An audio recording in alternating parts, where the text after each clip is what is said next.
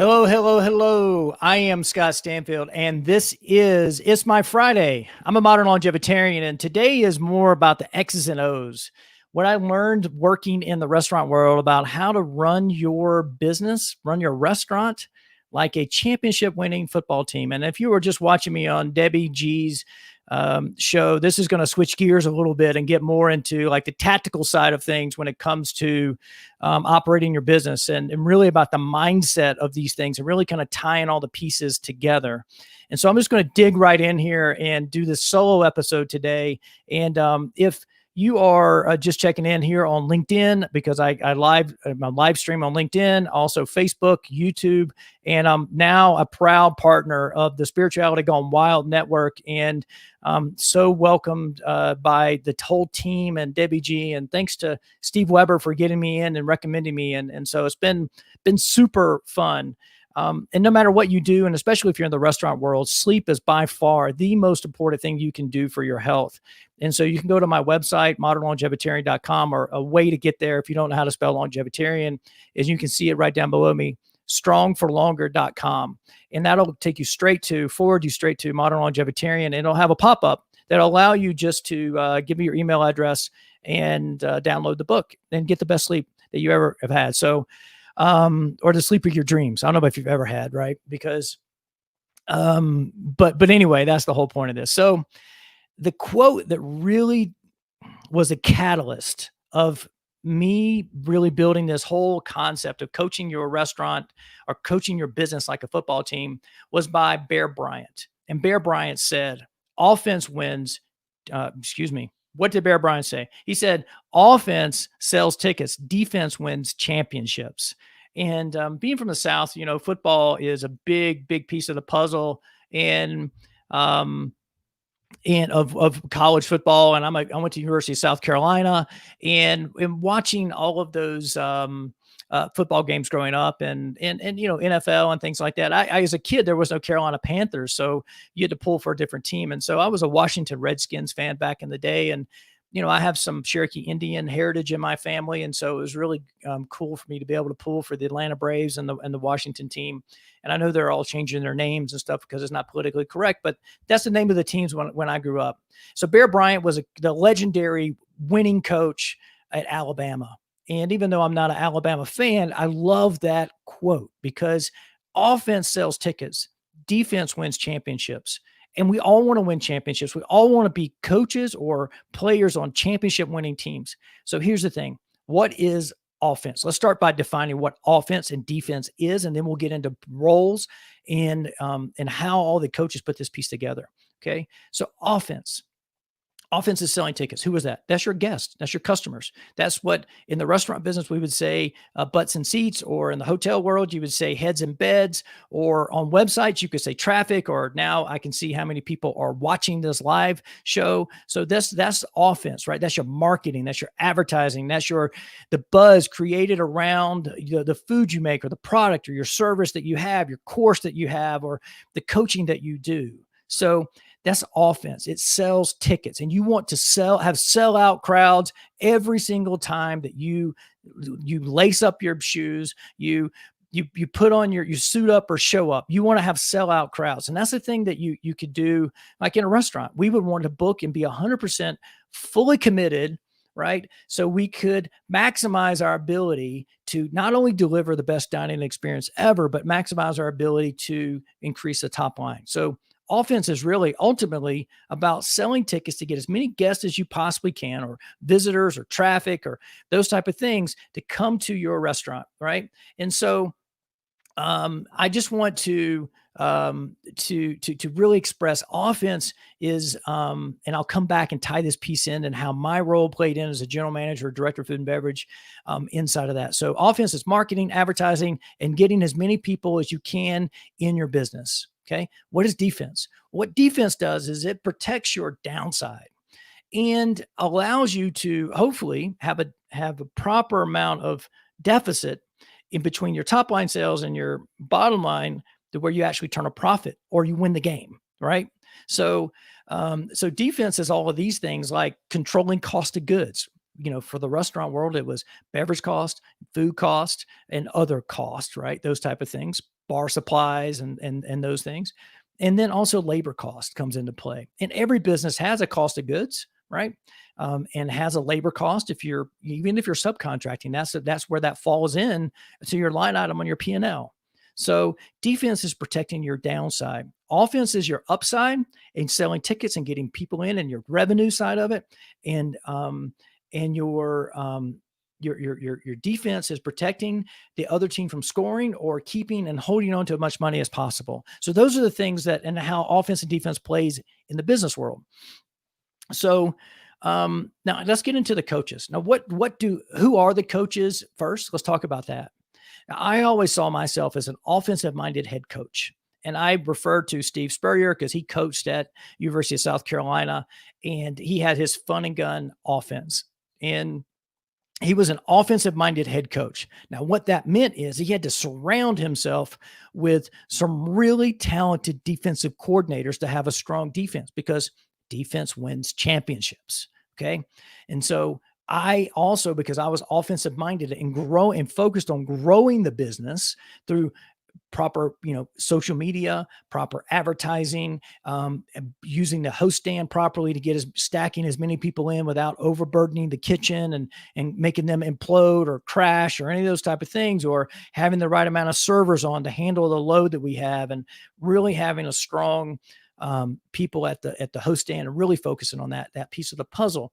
So offensive-minded head coach has to surround themselves with a super strong defensive coordinator, which for me was the executive chef, right? If you tuned in yesterday to my episode that I did with Jason Teague, we talked about our 21-year-old executive chef that we had, youngest executive chef in the over 50 years of Ruth's Chris, Johnny Price, right? Who I've known Johnny since he was a teenager at church here. And so grew up and did an amazing job. Right. So very strong defensive coordinator. And Shannon was the executive chef of the hotel there and did an amazing job as well. So those are the things that we, really, really focused on, is how can you surround yourself with people who fit in the right place? So you also need to have a really strong assistants. So for the defensive coordinator, their assistants would be like the sous chefs, right? And their lead line cooks. Right. So really strong on the defensive side all across the board. And for me, so it was really about having a really strong assistant manager that could specialize in like being the quarterback's coach, or what I call the host, over the host, right? Or somebody who focused on the bar, right? And somebody focused on servers and those type of things, right? So having a really strong assistant coaching or assistant managers in place that help you spread out what you were doing and focus on selling tickets and protecting your downside and turning a profit. Those are the two things with that.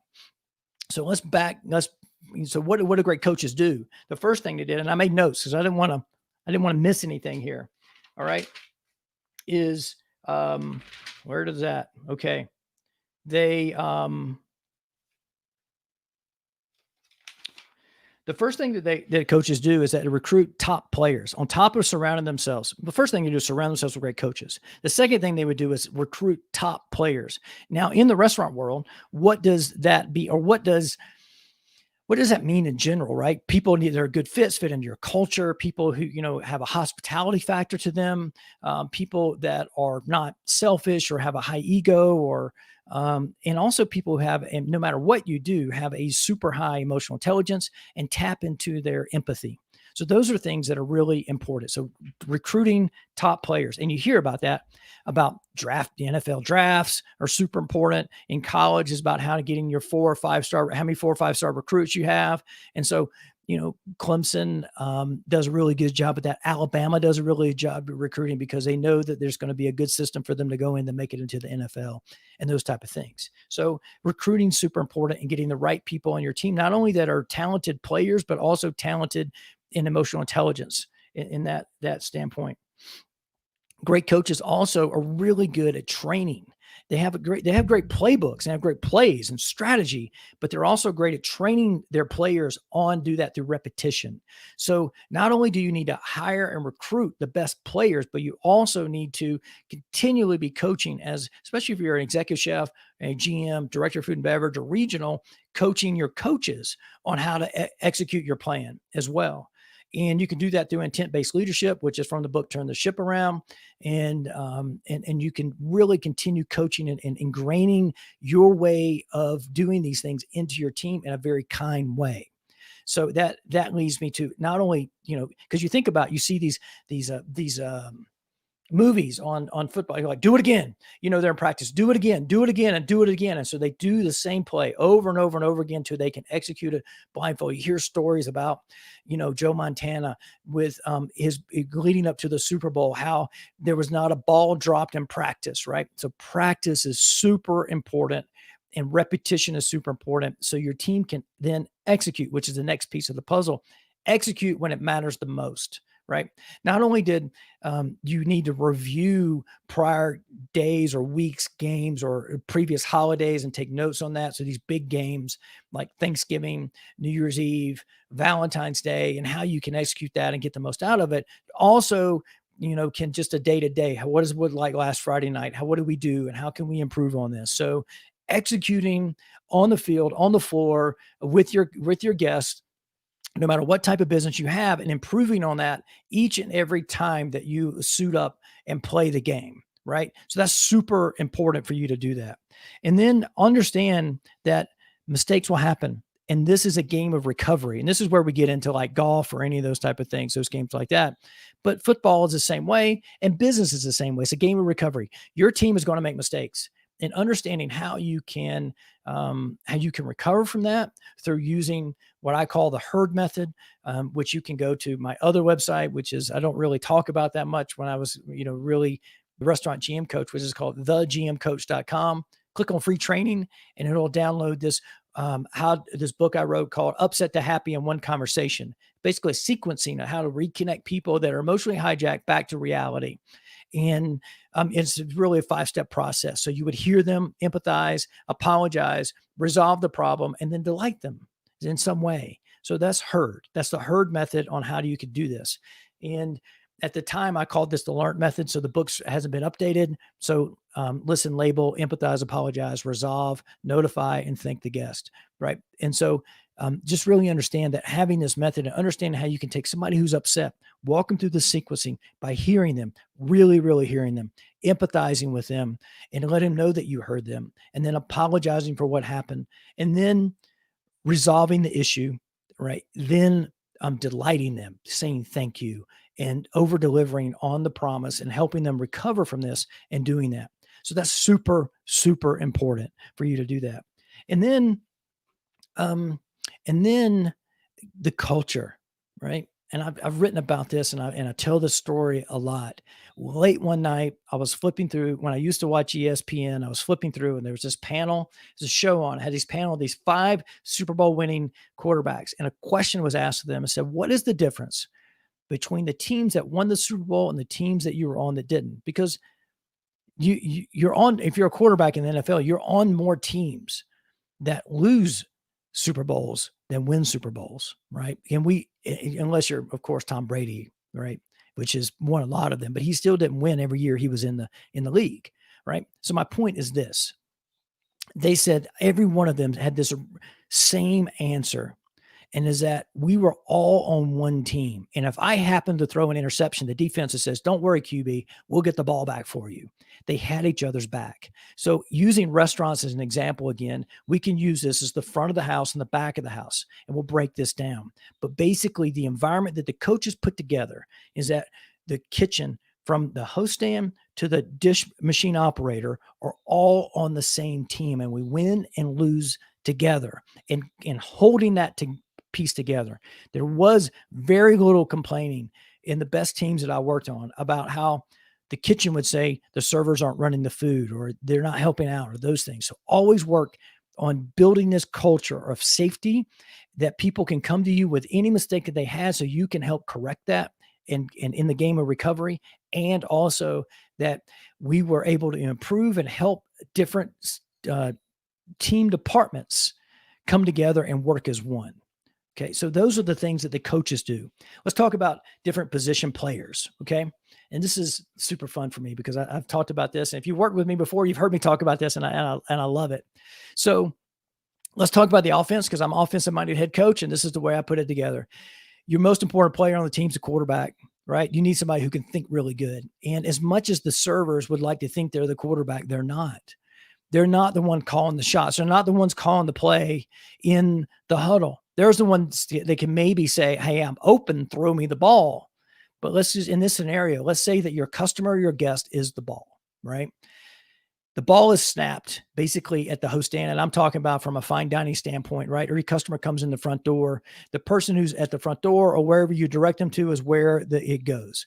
Now, the host has two options. They can pass the ball to a server section, right? And pass it off to them, or they can hand it off to the bar, right? And so your wide receivers are your service team. Okay. Your bartenders are the running backs. Okay.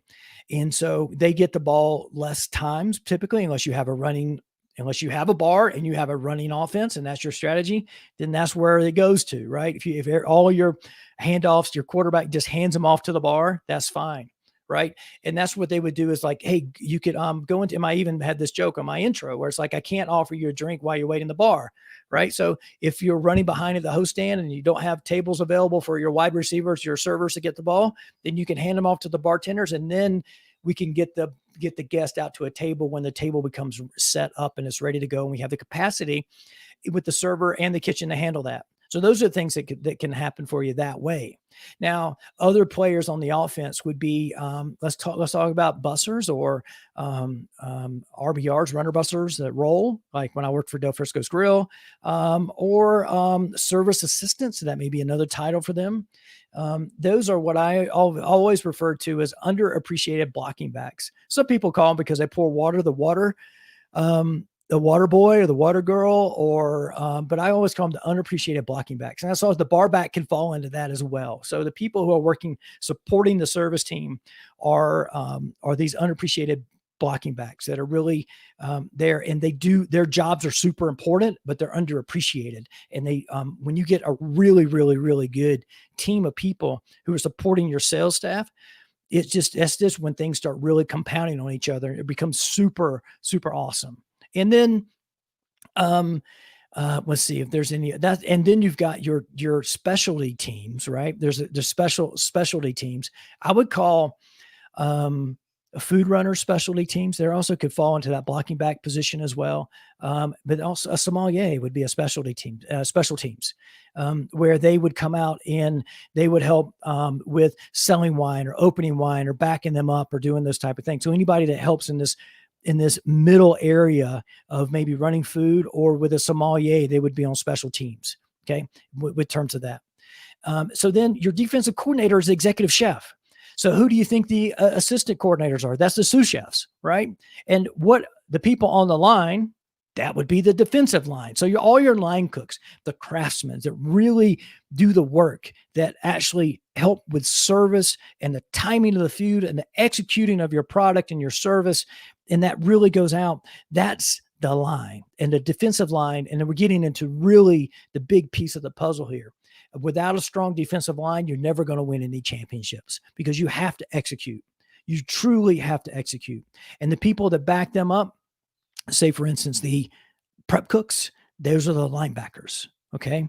And then your defensive backs, your last line of defense, those are the people who are operating the dish machine. And so that's how all that breaks down.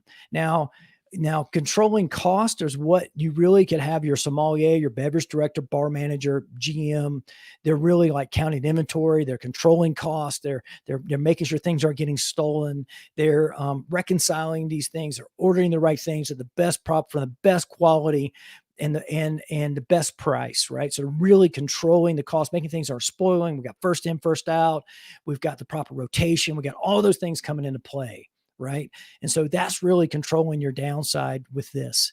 So I want to make sure I don't miss anything here because I took making a lot of really cool notes on this. And I'm pretty sure that I've got it all covered here. And that's pretty much it in a nutshell. That really is. That's how you can run your business. That's how you can run your restaurant, your hotel, your coaching business, right? Whatever you do these days, your digital marketing business, you can run it like a championship winning football team. And it starts with making sure you know you have the right people in the right roles. I knew my strengths lied upon being filling seats, or offense sells tickets and selling tickets. That's my focus. And that was super, super important for me to play that role because I played to my strengths. Do I understand defense? Yes. Can I play defense? Yes. Can I coach defense? Yes. But I love, love, love, love coaching and playing offense and building that up and hiring, surrounding myself with super, super important, strong defensive players. Now, here's a question. What if you're a general manager or you're an owner of a restaurant and you're super strong at defense, and that's what you really want to focus on? Well, then you've got to really focus on surrounding yourself with super strong offensive coaches. It may be that the fact that you outsource your marketing, your social media to an agency, and you're really you like I did with defense, you tap in with them at the right time, at the right moment, and say, "What are you doing? Explain to me what's happening." And you're getting this weekly or snapshots of what you're looking at the P&L. You're looking at this daily labor reports. You're creating labor reports because you're defensive minded and you got this whole team focused on defense, but you're outsourcing this offense aspect, and you're hiring assistants that work under you that are super strong and better than you at playing offense on the front of the house.